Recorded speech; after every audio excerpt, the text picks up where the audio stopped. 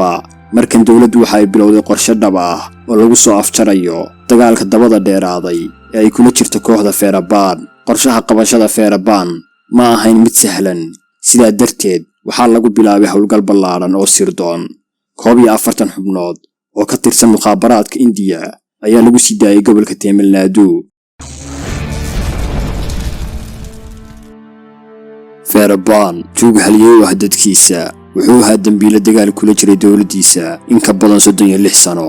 khasaare hantiyadeed oo lagu qiyaasay 380 milyan ayuu geliyay dawladda oo dhammaan laamaheeda ammaanka ay guuldarro qaraar kala kulmeen qabashada shakhsigan. faldambiyeedyo aan la tirin karin ayuu ka geystay gobollada kala duwan ee dalka. howlgallada waaweyn ee uu fuliyey ayaa lagu sheegay ku dhowaad 180 faldambiyeed oo isugu jira dil, afduub iyo dhac iyo tahriibin kontrabaan. waxaasoo dhan waa falal uu ka dambeeyey hal nin oo madax xanuun ku riday dawladda India. shabeelka kaymaha waa magaca afgarasho ee ay bulshadu u bixisay nin xirfad aan sahlanayn u leh nolosha duurka, isqarinta iyo ugaarsiga. mawduuceenu maanta waxa uu ku saabsan yahay mooryaankii ugu khatarsanaa ee soo mara taariikhda dalka India, Gozomi Feeraban.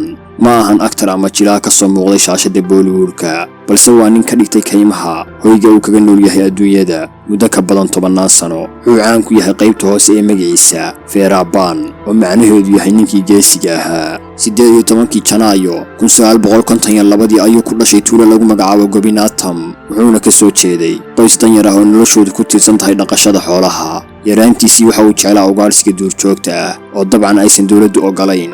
wuxuuna aad u jeclaa ugaarsada caan ah oo dawladda India madax xanuun ku riday, kaas oo uu ka dhigtay tusaalaha nool oo uu ku daydo. waana ninka lagu magacaabo Xavier Gondar.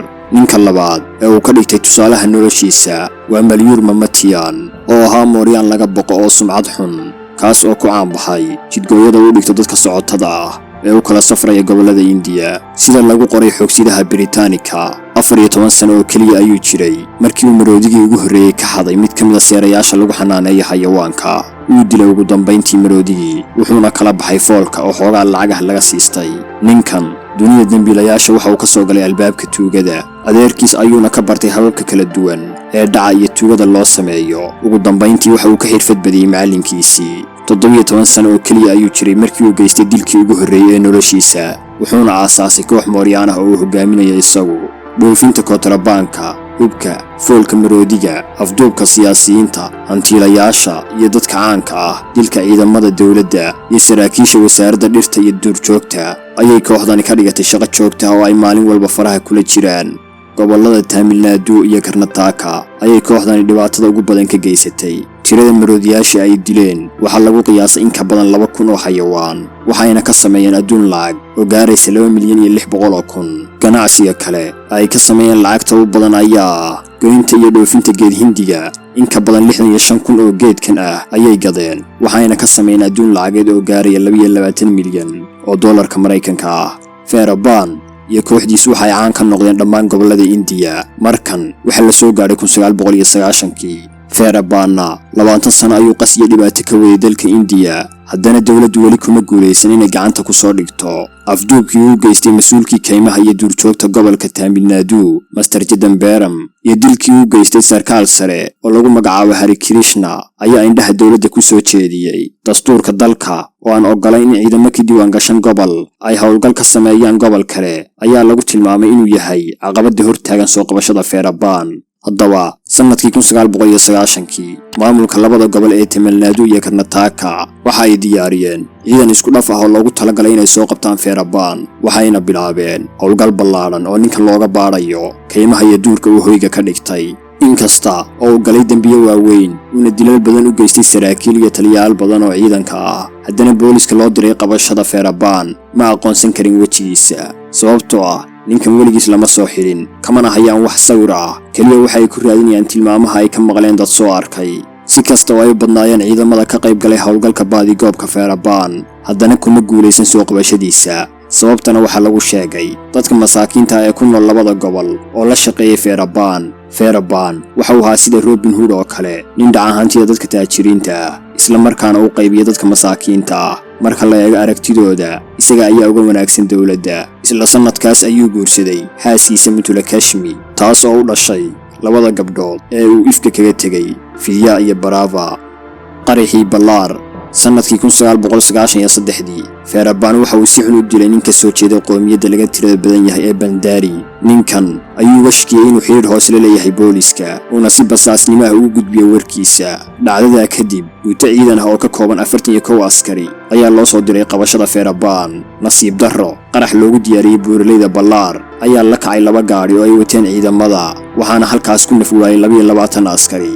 dhacdadan waxaa loo yaqaanaa qaraxii Ballaar, waxaana lagu tilmaamaa inay tahay xasuuqii ugu weynaa ee uu Feerabaan u geysto askarta. xisbiga Batali Makalkachi ayaa lagu eedeeyay inuu gacan siiyay Feerabaan kadib markii uu cafis u dalbay ninkan oo dilay 100 qof oo isugu jira siyaasiyiin, askar iyo shacab intaba. afduubkii Raj Kumar 30 Luulyo 2000 Feerabaan waxa uu afduubtay aktarka weyn ee Raj Kumar iyo 3 qof oo kale kuwaas oo ku sugnaa tuulo u dhow xadka gobolka Tamil Nadu ee uu ka soo jeedo Feerabaan. kadib afduubka aktarka waxaa dhacay mudaharaadyo gilgilay qaybo badan oo India ka mid ah, haba ugu darnaatay Bangalore iyo qaybo ka mid ah Karnataka oo ay ka dhaceen mudaharaadyo rabshado wata. culayska uga imaanaya bulshada ayaa ku qasbay maamulka gobolka Karnataka inay booqdaan Chennai ayna wada hadal la galaan Feerabaan. wariye lagu magacaabo Gopal oo marar hore duurka ku booqday waraysina la sameeyay Feerabaan ayaa hormuud ka noqday wada hadallada. Feerabaan wuxuu dalbaday in gobolkiisa Tamil Nadu uu helo cadaalad, muranka ka aloolsan biyaha webiga Kafari, sidoo kale in luuqadda Tamilka loo aqoonsado afka labaad ee gobolka Karnataka, iyo in la sii daayo siyaasiyiinta ka soo jeeda Tamil Nadu ee ku xiran xabsiyada dawladda. kadib wada hadallo daba dheeraaday, Feerabaan waxa uu soo daayay Raj Kumar oo nabad qaba kadib 108 maalmood oo uu ku haystay kaymo cidlo ah. waxaa jira ila waraadyo sheegaya in la siiyay lacag madax furasho ah oo dhan 20 milyan oo rubi. marar badan ayuu sidan oo kale Feerabaan lacag madax furasho ah uga qaatay mas'uuliyiin iyo dad caan ah oo afduubtay, waxaana ugu caansan afduubkii gofantooraha gobolka ee Nageeba ee uu sameeyay 2002. lacagahaas madax furashada ee soo gasha waxa uu qaybin jiray masaakiinta ka soo jeeda Tamil oo uu aqoonsaday inuu ahaa haliyey ama gees u soo baxay dadkiisa. qaska iyo dhibaatada Feerabaan waxay gaadhay heer aan loo adkaysan karin. 36 sano oo waday howlo amni darro ah ayuu dilay in ka badan 184 qof. afduubka istaba jooga ah ee uu geystay siyaasiyiinta, ganacsatada iyo dadka caanka ah ayaa u dheer dilalka u geysto. xaalufinta deegaanka iyo ugaarsiga duurjoogta waa dembiyada ugu yaryar ee Feerabaan u galay. haddaba markan dawladdu waxa ay bilowday qorshe dhab ah oo lagu soo afjarayo dagaalka dabada dheeraaday ee ay kula jirto kooxda Feerabaan. qorshaha qabashada Feerabaan ma ahayn mid sahlan, sidaa darteed waxaa lagu bilaabay howlgal ballaaran oo sirdoon. 41 xubnood oo ka tirsan mukhaabaraadka India ayaa lagu sii daayay gobolka Tamil Nadu si ay u soo helaan xogta iyo meesha uu ku dhuumanayo Feerabaan. darawallo gaadiid, shaqaale dhismo, beeraley iyo dalxiis ayay iska dhigeen, waxayna soo ogaadeen in Feerabaan uu jiran yahay.